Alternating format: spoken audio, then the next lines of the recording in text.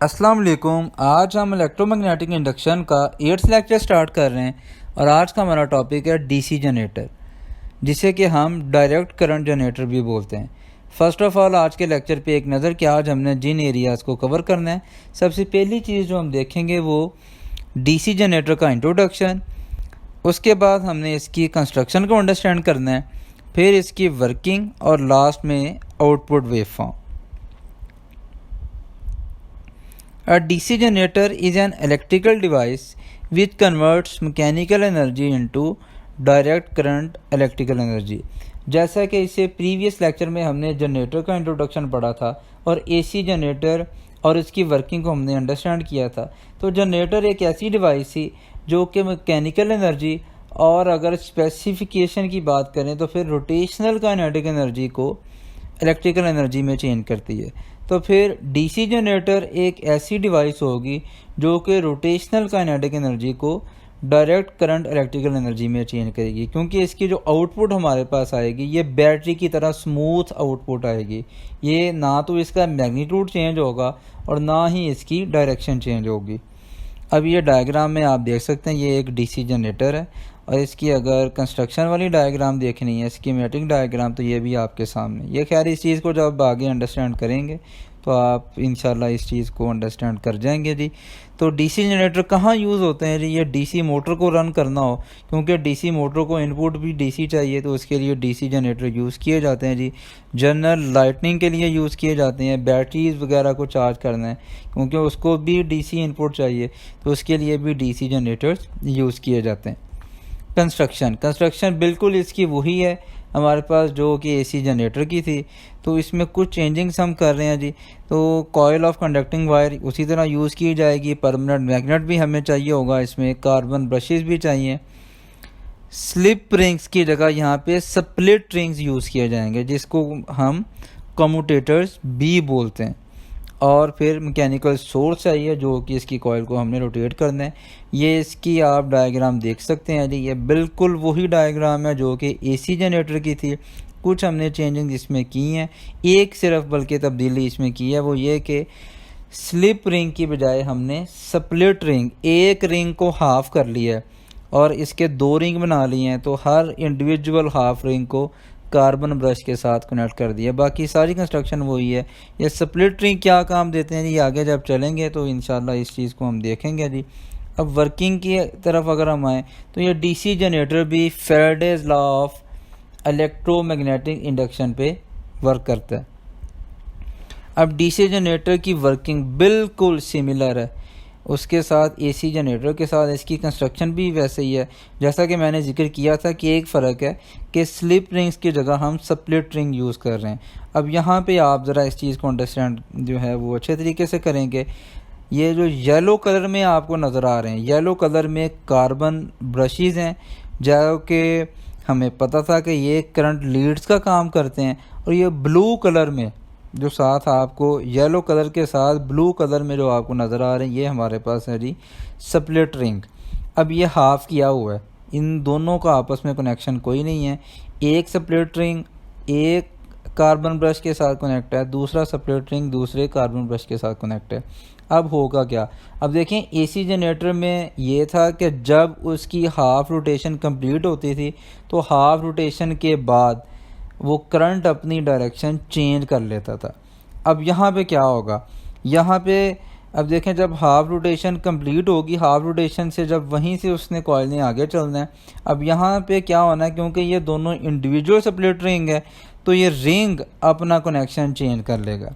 देखें, हमने बात की थी कार्बन ब्रश फिक्स हैं, तो ये दाएं साइड वाला जो रिंग है, राइट साइड पे जो ये स्प्लिट रिंग है, ये बाएं साइड वाले लेफ़्ट साइड वाले कार्बन ब्रश के साथ हो जाएगा कनेक्ट, और लेफ़्ट साइड वाला कार्बन ब्रश राइट साइड वाले कार्बन ब्रश के साथ कनेक्ट हो जाएगा। तो ये स्प्लिट रिंग क्या करेंगे?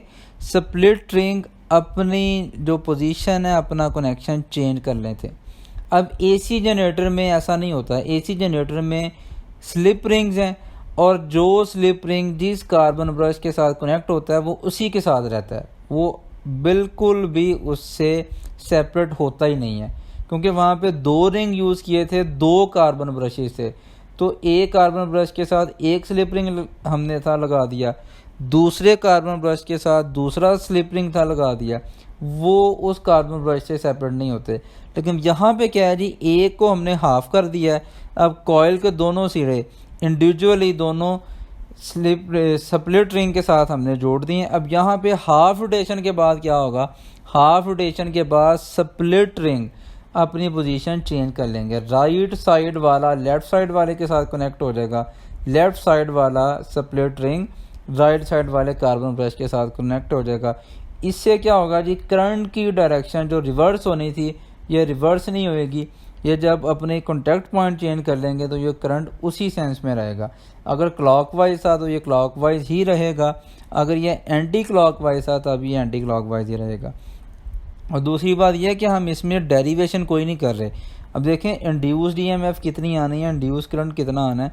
जब हमने ये बात कर ली कि ये Faraday's law of electromagnetic induction पे काम करता है, अब इसके लिए इंड्यूस्ड ईएमएफ बिल्कुल वही हमारे पास जो एसी जनरेटर्स के लिए फार्मूलाज हमने ड्राइव किए थे ईएमएफ के लिए, करंट के लिए, same as it is DC के लिए भी वही सारे काम किए जाएंगे, क्योंकि वही उसी ही पैटर्न के साथ फ्लक्स चेंज होगा, वही नंबर ऑफ टर्न्स का काम है, एरिया ऑफ द कॉइल भी वही रोल प्ले कर रहा है, मैग्नेटिक फील्ड भी वही रोल प्ले कर रही है और एंगल भी वही रोल प्ले कर रहा है। तो वो सारी चीज़ें उसी तरह रिपीट होंगी, इसलिए इसमें हम ड्राइव कुछ भी नहीं कर रहे। अगर आपने डेरिवेशन इंड्यूस्ड ईएमएफ या इंड्यूस करंट की देखनी है तो इससे प्रीवियस लेक्चर को आपको देखना पड़ेगा, उसमें हमने इंड्यूस्ड ईएमएफ और इंड्यूस करंट दोनों के लिए डेरिवेशन की है। यहाँ पे हमने इस तरह का कोई काम नहीं करना, एग्जैक्टली वही फार्मूला यूज़ होंगे, सारी वर्किंग वही है, सारी वर्किंग वही है। जैसा कि मैंने इससे पहले आपको बता दिया कि एक चीज़ का फ़र्क है,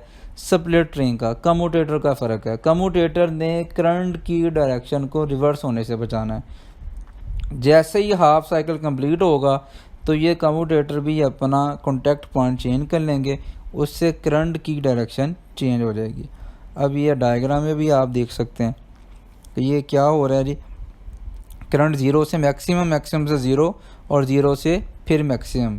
ये जो नेगेटिव हमारे पास था साइकिल, वो नेगेटिव साइकिल नहीं आएगा क्योंकि स्प्लिट रिंग अपनी पोजीशन चेंज कर लेते हैं।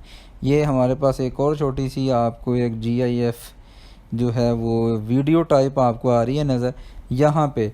अब यहाँ पे देखें गैल्वानोमीटर की जो नीडल है ये ज़ीरो से राइट साइड, राइट से ये मैक्सिमम, मैक्सिमम से फिर ज़ीरो, लेफ़्ट साइड पे जा ही नहीं रही, जिसका मतलब है कि करंट हमारे पास सेम सेंस में आ रहा है। और ये आप देख भी सकते हैं कि यहाँ पे स्प्लिट रिंग अपनी जो पोजीशन है वो चेंज नहीं कर रहे, स्प्लिट रिंग उसी पोजीशन पे है। सॉरी, स्प्लिट रिंग जो है वो अपना कॉन्टैक्ट पॉइंट चेंज कर रहे हैं, स्प्लिट रिंग अपना कॉन्टैक्ट पॉइंट चेंज कर रहे हैं। कॉन्टैक्ट पॉइंट चेंज करने की वजह से करंट सेम सेंस में रहता है।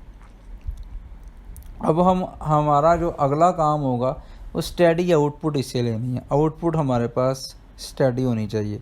अब देखें डीसी आउटपुट थी, डीसी जनरेटर है तो इसकी आउटपुट भी डीसी है। अब डायरेक्ट करंट की दो प्रॉपर्टीज़ हैं, एक तो कांस्टेंट मैग्नीट्यूड होना चाहिए और दूसरा यूनिक डायरेक्शनल होना चाहिए।